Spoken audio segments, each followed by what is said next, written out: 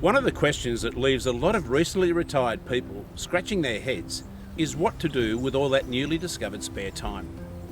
A great way to fill that time is to volunteer for a cause or organisation you are passionate about.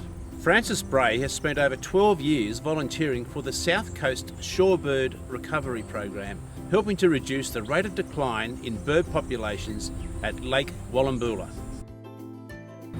So Francis, how did you get involved in the Shorebird Recovery Program?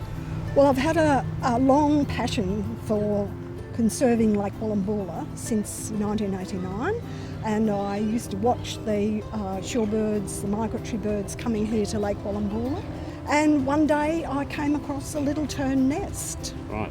And we managed to care for that little tern pair and their 2 eggs and then chicks, and 1 fledgling lasted to fly away on its first migration. And from that point on, I've been the volunteer coordinator here at Lake Wallumboola for the little tern nesting site as part of the National Parks and Wildlife Service Shorebird Recovery Program. What's your role in the program?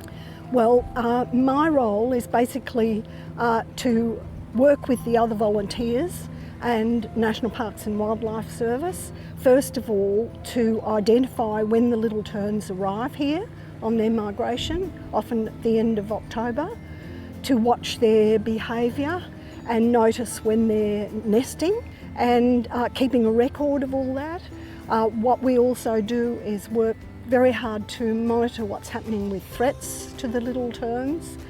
We actually install most of the protective measures here on the beach. Okay. Also, we have a big role in community education here at Lake Wallumboola, talking to the beach visitors, and particularly asking people with dogs to keep away, because dogs as well as foxes can easily sniff out nests and do some damage. So it's a great variety of work that we do here. Yeah. What sort of people do you get involved in saving the shorebirds? Who's involved in this program?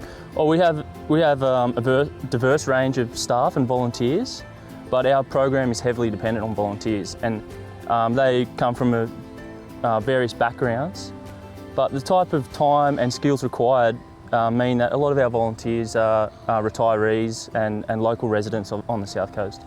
Like, is it tough physical work?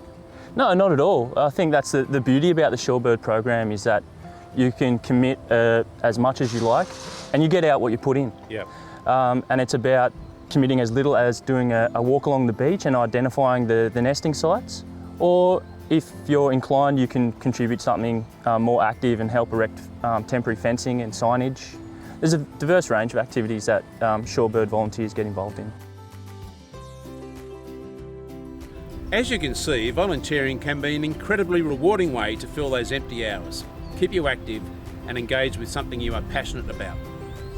If you live on the New South Wales South Coast and want to volunteer for the South Coast Shorebird Recovery Program, you can contact Simon at the number and email address at the bottom of the screen.